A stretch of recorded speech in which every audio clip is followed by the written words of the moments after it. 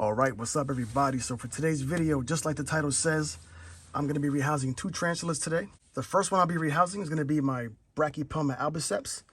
I picked up this guy back in February of 2021 from a guy named Jeremy Huff at the Hamburg Reptile Expo. I didn't know at the time that I didn't realize that he was actually somebody well known in the hobby. I believe I did contact him about a year later after that, I think, to see if I could buy another one, and he said he wasn't really selling tarantulas at the moment. So this is the one and only tarantula I bought off of him. This is the Brachypelma Albiceps. This guy here is approaching 2 years old next month. But I'm pretty much going to be rehousing this guy into this container here. I picked up this container at my local reptile store, and I was surprised to see it. Usually I don't see stuff like this around where I live at. You pretty much have to order this stuff online, and I believe I paid $3 for this container. I bought 4 total. I'm gonna be rehousing 4 of my tarantulas into these guys. Now the only thing I don't like about these little containers here is that if you see these holes here, they go down pretty deep. And if you have a smaller tarantula, he can probably stick his legs through there. Also, the dirt can fall out these holes. So pretty much what I did was, it's kind of might be hard to see, I took some regular tape here, like the kind of tape you use to put boxes together, and just kind of covered up those first 2 holes there, those first 2 sets of holes, just keeping the set up top open. So I'll be filling this up here with some Eco Earth. I'm gonna get the Albiceps into here. Once I finish rehousing this guy, I'll be rehousing my Neoholothele ENCEI, the gold version. I picked this guy up at the Reptile Expo from a vendor named Wonderland Exotics back on October 15th, 2022. And when you purchase a tarantula at that show, for the Halloween show, they gave you a nice cool little Wonderland Exotic sticker with a crazy pumpkin, which is kind of cool. You can see here, this guy actually molted about a week ago. And this is the deli cup that I purchased it in. And it's time to get it out of here. And so my number one reason for rehousing this one into this container is because I need to rehouse this one. So I'm pretty much going to be rehousing this one into this container. So I got to rehouse this guy first. So we'll start there. We'll get the container prepared for this guy, get him in, then we'll lastly get to the Neoholothele ENCEI. So stick around, enjoy both these rehouses. Tell me what you like, tell me what you don't like. Leave a comment down below. And if you like what you see overall and want to see more, hit the subscribe. I would really appreciate that. So without any further ado, let's get straight to the rehouses. So what originally attracted me to this container was the size. Once I seen it, I knew it was perfect size for some of my Brachypelmas and some of my tarantulas that just got through the sling stage. But like I said earlier, what really bugged me about it was the holes. So I figured out a way to plug the holes up, and I knew it would work good for what I want to use it for. The second thing I liked about these containers is that the way the lids are shaped, they have little grooves or little tabs that make them stackable. So that made me rethink my whole keeping plans here, because I have so many, I have about 20 tarantulas, which is not a huge collection, but I have a lot of different types of containers that they're in. So it'd be nice if I can standardize what I'm putting them in to make them stackable, to help make a little more space in my closet here. And also I have some other tarantulas that I've already rehoused that I'm probably going to be rehousing again into these containers for that reason alone, which seems kind of pointless for me to put the video up in the first place of the rehouse if I'm going to rehouse it again, you know, 3 months later. But it makes it easier for me to have everything together, organized, stacked, and make a little more space. So I pretty much got the Eco Earth in here. I got the greenery in the background there, which is probably where I'm going to put my water dish. This little guy. Like right in the middle there. But I also have a piece of cork bark here I'm going to put inside there for some shelter, a little bit of cover from the hiding. So there we have it.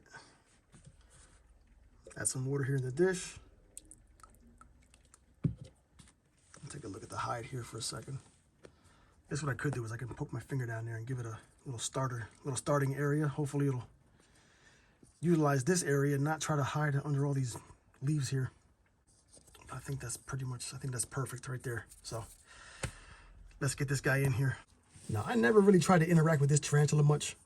I'm not sure if this guy is going to be a hair kicker or what's going to happen here. And he is kicking some hairs here. He's kicking. He's a hair kicker. I think he's coming.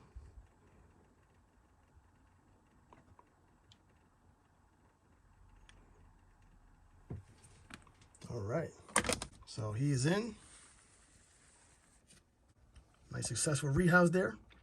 As you can see, he's not showing any type of adult coloration yet. So it's been a long wait. It's been 2 years, almost 2 years. And hopefully by next year, I'll see some adult coloration. So I'm going to get the lid on this guy here and get straight to the next one. And now for the Neoholothele ENCEI. I think this is the perfect container for this little guy. It's just a tad bit bigger than like the standard like 4x5 in the little AMEC boxes. And this one here, I'm going to say I'm a little nervous about this one here just because I hear these guys can be really bolty and quick. So I'm hoping I can get this guy in here without him taking off and running behind my little desk here. Now I did change the dirt out in this container, but I am going to use the same greenery here because I know these guys, they web a lot. And I'm assuming it's going to find a spot, start digging and webbing, and have this thing webbed up in no time here. So I'm not going to go crazy with the decoration because I know it's going to get buried anyway under webbing. I am going to add a small water dish. Now, I was told these guys do like a little bit of moisture.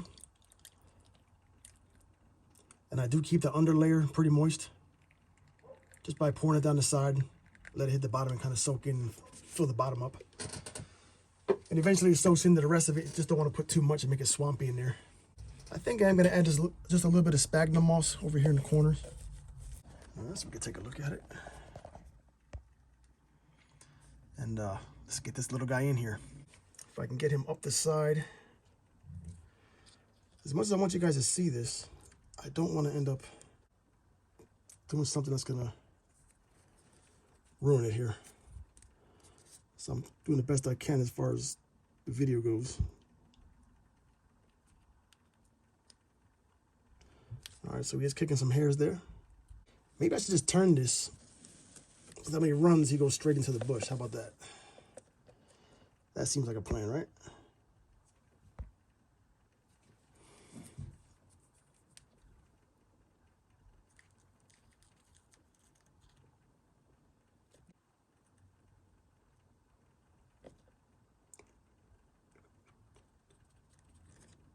Here we go.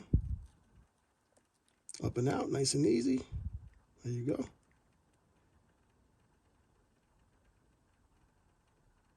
So pretty cool. He is in. Nice. Let's bring it around real quick and show you guys. So there he goes. Not the best lighting, I'm sorry. Pretty cool little dwarf tarantula. That's all I really wanted to do here today. I want to get these two rehoused into something new, something better.